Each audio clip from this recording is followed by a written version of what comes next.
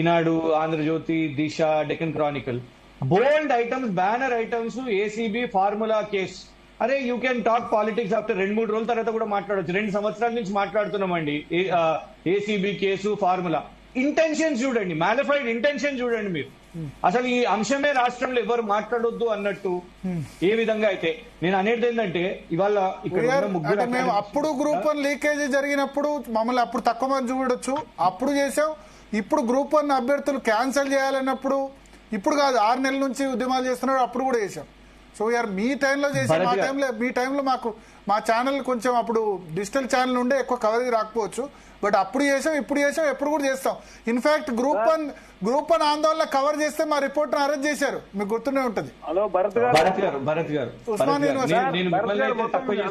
Thank you for holding this debate. నేను అనేది ఏంటంటే అకాడమిషియన్ ఒక్క నిమిషం చరణ్ కౌశిక్ గారు, ఒక్క నిమిషం కృష్ణ గారు, చరణ్ కౌశిక్ గారు ఒక్క నిమిషం భరత్. ఇప్పుడు ప్రీవియస్ డిబేట్ లో శరత్ గారే అన్నారు, చరణ్ గారు మీకు మళ్ళీ ఇస్తా, ఒక్క నిమిషం డిగ్రీ చేసి సో నలుగురు అకాడమిషియన్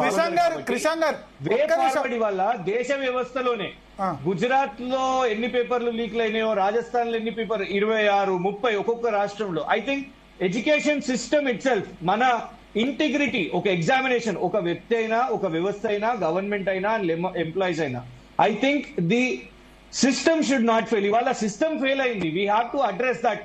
ఇప్పుడు నేను BRS, Congress, I will not earn. ఇక్కడ నేనేదో చరణ్ కంటే నేను మంచి పాయింట్ మాట్లాడినా డిబేట్, ఐఎమ్ హ్యాపీ, ఆయన కార్నర్ చేసిన. No, this is not my intention.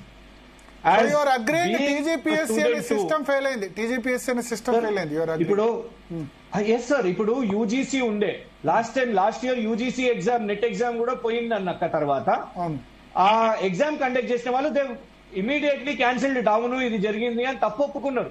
ఇక్కడ మీరు అదే కదా, what is the way forward? ఇవాళ చరణ్ గారు he has to lead this debate. Next step ఏంది అనేది మాత్రం క్లారిటీ ఇచ్చి వెళ్తే ఐ థింక్ ఈ డిబేట్ కి ఒక అర్థవర్తం. చెప్పండి చెప్పండి చరణ్ కౌశిక్ గారు, శరత్ గారు ఒక్క నిమిషం. చరణ్ కౌశిక్ గారు, దయచేసి కాంగ్రెస్ ప్రభుత్వం గతంలో బీఆర్ఎస్ ప్రభుత్వం లాగా సమాధానం చెప్పకుండా మేము పారిపోతాం లేదు, దయచేసి అర్థం చేసుకోవాలా.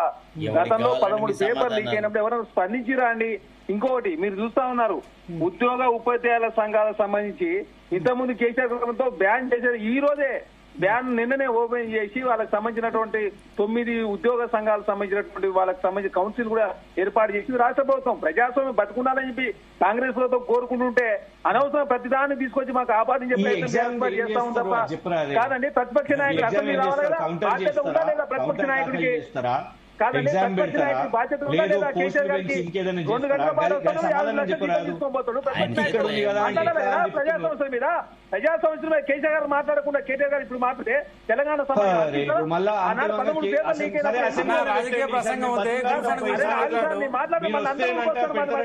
దీని మీద అసెంబ్లీ సెషన్ పెట్టండి. చలో బతిమలాడతాం అందరం పోయి కేసీఆర్ గారు కేసీఆర్ గారు లేఖ రాయమని చెప్పండి.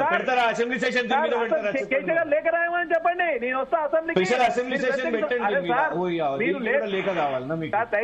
కేసీఆర్ ప్రతిపక్ష నాయకుడు లేఖ రాయాలా లేదా చెప్పండి. మరి భరత్ గారు మీరు చెప్పండి. ప్రతిపక్ష నాయకుడు కిషాన్ గారు నేను కాదు కదా, ఎవరు ప్రతిపక్ష నాయకుడు? కేసీఆర్ గారు. కేసీఆర్ లేఖ రాసి అసెంబ్లీ సమావేశాలు పెట్టండి. మరి నిధులకు సంబంధించిన అంశం పెద్ద అయితే 2 రోజుల్లో పెట్టారు కదా, మరి వారం 10 రోజులు ఆగండి సార్. శరత్ గారు మా పార్టీ లీడర్షిప్ చెప్తారు.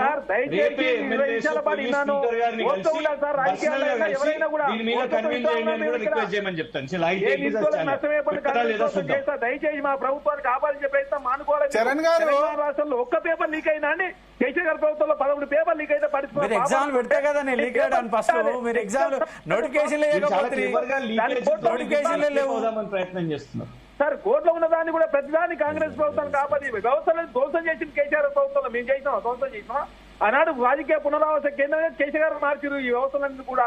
కాబట్టి అనవసరంగా కాంగ్రెస్ ప్రభుత్వం బదనాం చేసే ప్రయత్నం బీఆర్ఎస్ పార్టీ చేస్తా ఉంది. కాబట్టి ఖచ్చితంగా నిరుద్యోగులకు అందరం కలిసి న్యాయం చేయాల్సిన అవసరం ఉంది.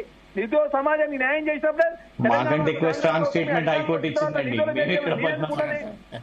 మీకు ఇంటిగ్రిటీ లేదు, మీరు బయస్ గా మీకు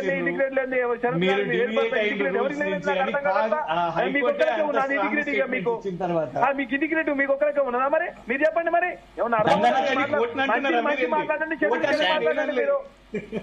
మీరు మంచిని చెడుగా చెడుని మంచిగా మాట్లాడతారండి. నాకు అర్థం కాకడతా 11,000 టీచర్లు ఎక్కడైనా పేపర్ లీక్ అయినా మంచిని మంచిగా మాట్లాడండి, చెడుని చెడుగా అది కాదన్న. ఇప్పుడు ఎస్ఐ కానిస్టేబుల్ నోటిఫికేషన్ ఇస్తావా, డిఎస్సి నోటిఫికేషన్ ఇస్తావా, గ్రూప్స్ నోటిఫికేషన్ ఇస్తావా చెప్పు ఫస్ట్. సార్ అన్ని నోటిఫికేషన్ రాష్ట్ర ప్రభుత్వం ఇస్తుంది.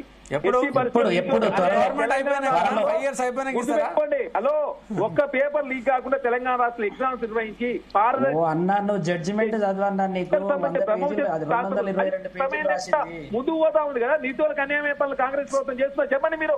కాకపోతే టీజీపీఎస్ సంబంధించినటువంటి హైకోర్టు వివాదం ఉంది, దానికి సంబంధించి ఆల్రెడీ జడ్జిమెంట్ వచ్చింది. దాని మీద ఏం చేస్తుందంటే టీజీపీఎస్ ఫర్దర్ గా ముందుకు పోతుంది. ఖచ్చితంగా ఎక్కడ కూడా ఉద్యోగాలకు సంబంధించి అమ్ముకున్న పాపన పోలేదు, పేపర్ లీక్ చేసిన పాపన పోలే. అనవసరంగా కాంగ్రెస్ ప్రభుత్వం పేపర్ లీక్ గ్రూప్ వన్ పైన సిబిఐ ఎంక్వైరీ చేసి అమ్ముకున్న భాగవతం మొత్తం బయటపడుతుంది.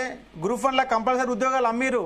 సిబిఐ ఎంక్వైరీ చేయాలి, ఆధారాలు బయట పెట్టండి. అందుకే సిబిఐ ఎంక్వైరీ చేయండి. ఇప్పుడు ఆధారాలు దొరికినాయి, ఇప్పుడు వాల్యుయేషన్ సరిగా జరగలేదు, తప్పిదాలు జరిగినాయి అని చెప్పి హైకోర్టు చెప్పింది కదా. ఇప్పుడు మాట్లాడే సిట్టింగ్ చేపిస్తే మొత్తం లెక్కలు తెలుస్తాయి. చెప్పింది అమ్ముకుందని చెప్పింది మీరు చెప్పండి.